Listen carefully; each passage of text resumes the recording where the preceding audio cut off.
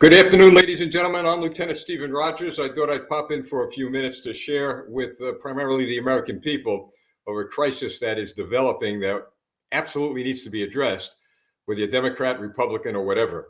I'll get to that in a minute, but a programming note: tomorrow night at 7 p.m., I will be interviewing the distinguished Honorable Brian Peckford, former Prime Minister of Canada. And I've got to tell you, folks, it is going to be quite an interview. He was one of the signatories of what we would say is equal to our Constitution of the United States, his Charter of Rights. So please join me tomorrow night at 7 p.m. Now, I want to get to an issue that I just discussed on some multiple media broadcasts here across America. It's very, very sensitive, so I'm going to be as sensitive as I could with regard to what I'm about to say. America is in serious trouble. The Democrat Party of this country is no longer the party of John F. Kennedy or FDR. And so I'm going to direct my message directly to Democrats across America and the union members, and there's a reason why. The Democrats across America, to begin with, I believe there are a lot of conservative Democrats. I believe there are a lot of Democrats who love this country. But your party has been hijacked. It has been taken over by a socialist, by communists, by people who believe in the ideology of Marx, Lenin, and Stalin. Now, I just got off a broadcast, folks, where we were discussing one particular topic that we all need to pay attention to. And I won't get into the specifics. I just want to make an example as to what I'm saying with regard to a controlling of the Communist Party. Where's Hunter Biden's laptop? I just saw an FBI executive on TV, a broadcast I was on, who was asked a question by Representative Matt Gaetz. Do you know where Hunter Biden's laptop is? And this FBI executive said he did not. Folks, it shows me there is a bigger problem that we could imagine within the United States government.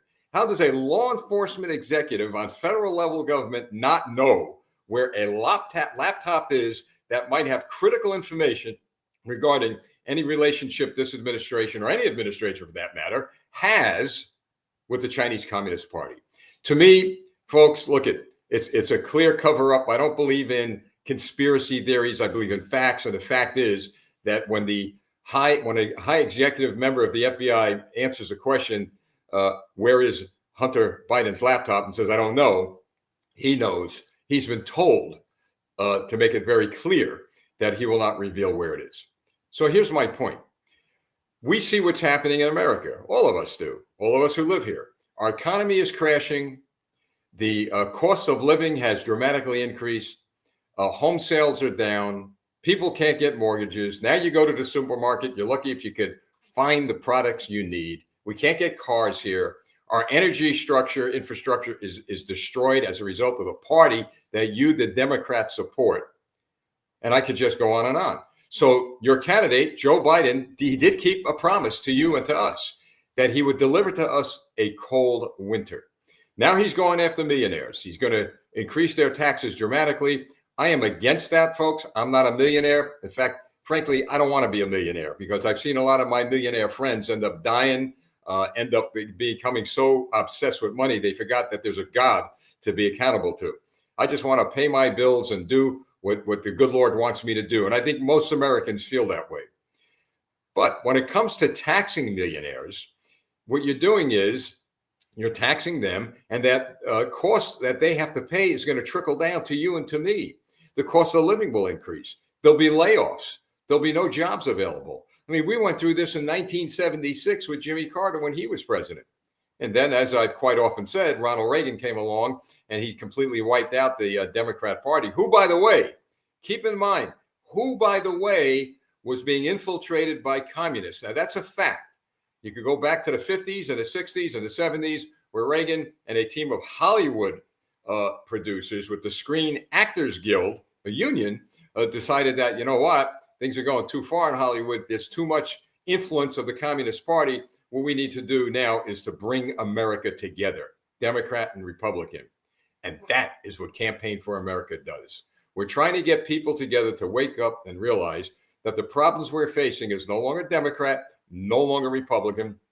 is an American problem. It's a problem of the communists versus freedom and liberty. Now, there's something that astonishes me. It's been bugging me for a while, so I decided I'm going to come on the air and share it with you all. What I am astonished about are union leaders across America endorsing every day Democrats to office. I've seen union leaders from carpenters unions, iron workers, steel workers, energy workers. I mean, on and on and on. You're endorsing the very people who have destroyed this economy, the very people who support policies that have taken your jobs, the very people who have supported policies that sent manufacturing plants that would make items here in America, products here in America, overseas. So my question is, how do you allow this to happen? Look at your wife, look at your husband, look at your kids. You're taking the food off their table because you don't have the darn courage and guts to stand up and tell your union leadership that we've had it. That you want to clean out a swamp in Washington, D.C., we need to clean the swamp out with these union halls across America. Now, I want you to think about something. Now, I'm going to talk to teachers. I have teachers in my family. Public school teachers are great. I'm a product of the public school system when it was all about education and not about politics. So now we've got public school teachers beholding to union leaders who are doing what? Who are endorsing Democrats who are beholding to the Communist Party. Now, you might say in America, well, you're going too far, Lieutenant. We don't see any communist influence. That's right. Stick your head in the sand. Do some homework. Your teacher, do some homework. Look and see what the Communist Party, back then, the Soviet Communist Party, tried to do to this country. And Americans stuck their head in the sand, and politicians made sure their heads would stay in the sand. And I see history repeating itself. So I am asking Democrats in America today to stand up for America. Stay a Democrat. Who cares if you're a Democrat, Republican? These days, party affiliation really doesn't mean much anymore like it used to be. What means is, are you an American patriot or are you not an American patriot? Do you support this flag or do you support a flag of the Communist Party? Do you support the ideology of capitalism and freedom and liberty, or do you support the ideology of Stalin, Marx, and Lenin? This is what it's come down to. You look at your children, look at your grandchildren, and ask yourself this question when they ask you in their time when they're older, what role did you play? What did you do to help our country? What did you do to advance freedom and liberty? I hope to God you're going to be able to say, I did the best I could, and we're standing here today as a free nation because of what you did. So the union members, now keep in mind, many of you don't know, I was a union president. That's right. Reagan and I have a lot of parallels, a lot. But one of them is we were both union leaders. And I know how it works with unions. I know how it works. Union leaders are fed the meat. They're offered the benefits. They're offered all the trappings of the office from politicians. And a lot of times they take them. It's the union leaders, not the members working their tails off out on the fields, that are on the yachts, that are at the parties, that are rubbing elbows with the most rich and powerful elite people on earth. These politicians buy access to unions. So the union leaders, what they'll do is say to the union members, look, we got something for you, but you're getting the crumbs. You're getting the crumbs. And there's not enough crumbs now to go around anymore. So you're going to lose your jobs. You're going to lose your jobs. You're going to lose your houses. I'm going to go right down the list. Just look at 1976, what happened when Jimmy Carter was in office. Now we have Jimmy Carter chapter 2 in the name of Joe Biden. But it's worse. It's worse. But as bad as it is, please keep in mind, we are Americans. We don't surrender. We don't give up. We don't turn our back on the enemies of this country. Communists are enemies of America.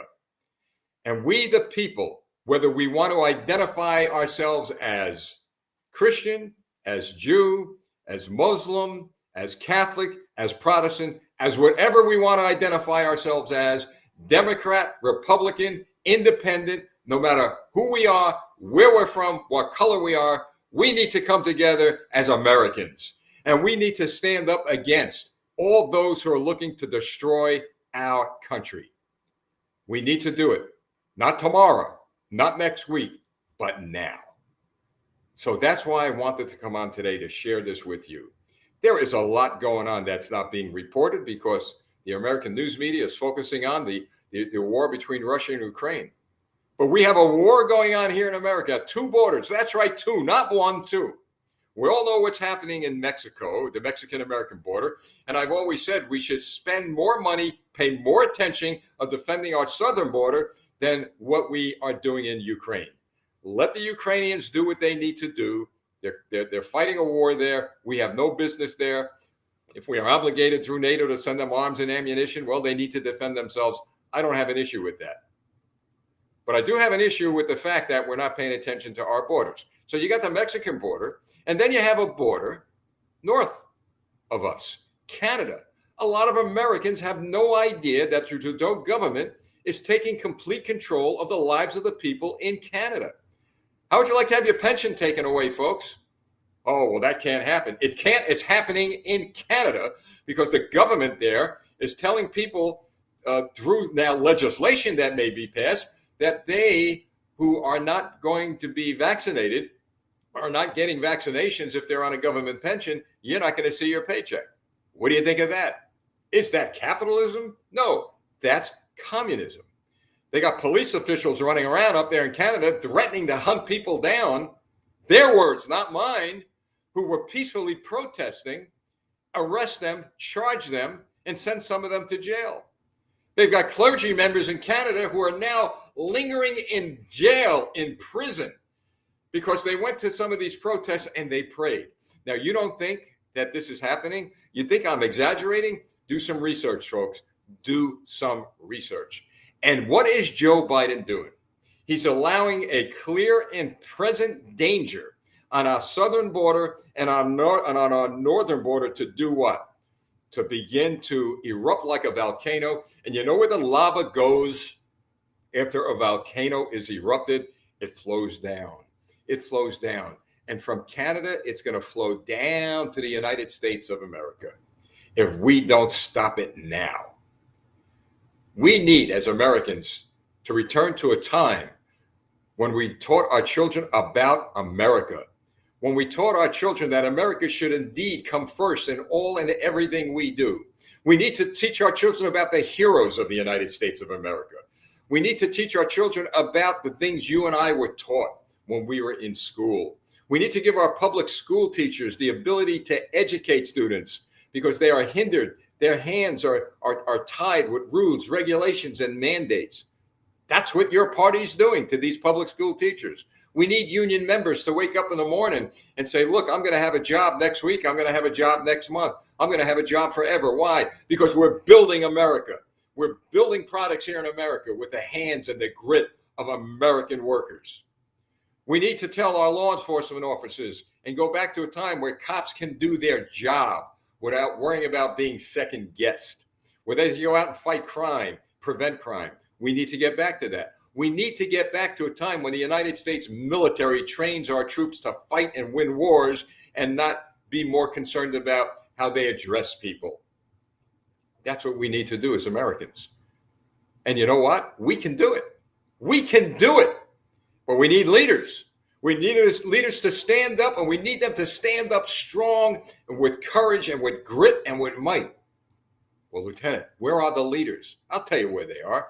They're in the churches. They're in the houses of worship. Our clergymen, our clergywomen, where the heck are you? Stand up.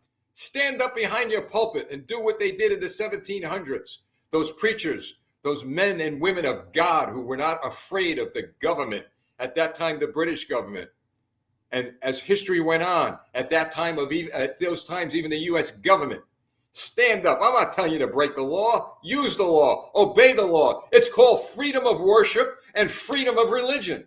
Stand up and don't be afraid, and don't go down that avenue of being woke and politically correct. Because political correctness and wokeness leads to disaster and leads to communism. Communist party's after you, my friend, if you're a clergyman or woman. They're coming for you because you know as well as I do throughout history, the first objective of communism is to destroy religion in any country. You take God away from the people, you've taken their ultimate hope. Stand up now. Stand up. Get on the air like I am and others, and let the people know that there is hope, that there is faith, that there is a strong America from within, and that strong America comes from where? The heart, soul, and spirit of the heart here on earth in the United States of America to the heart of God Almighty, who sits on a throne in heaven. That's where leadership is. Leadership is in school boards, city councils, state governments, and federal governments, where young men and women, old men and women, middle-aged men and women are willing to stand up from grassroots America, run for office, and conquer those who do not support the Constitution of the United States. It can be done. It has been done, and we will do it again. But we have to want to. We have to look at the problems we're facing and then put those problems aside and start to invoke the solutions. I conclude with this. Always keep our nation in prayer, the nations that border us in prayer, nations around the world in prayer, and keep freedom-loving people in prayer. There is power in prayer. But never, never, never, ever, never, and make sure you never do this before the last time you go to sleep. Never let anyone ever remove from your vocabulary, let freedom ring. Well, thank you for joining me Thursday night, tomorrow night. Tomorrow night, 7 p.m., I'll be with a great Canadian patriot, a former great leader in the nation of Canada, Brian Peckford. He'll be on the air with me. Please share this video. There's our website, campaignforamerica.com. Just go to the contact page, email us, all right? Send us an email. We'll have your email in case we're kind of shut down off the air, and we'll be able to send you videos and messages. But even more so, we're going to send you updates and reports every 1 or 2 months, let you know what we're doing and where we're going. We need to be informed. Remember, let freedom ring. God bless you. God bless America. God bless Canada and every freedom-loving person around the world. Let freedom ring. I'm Lieutenant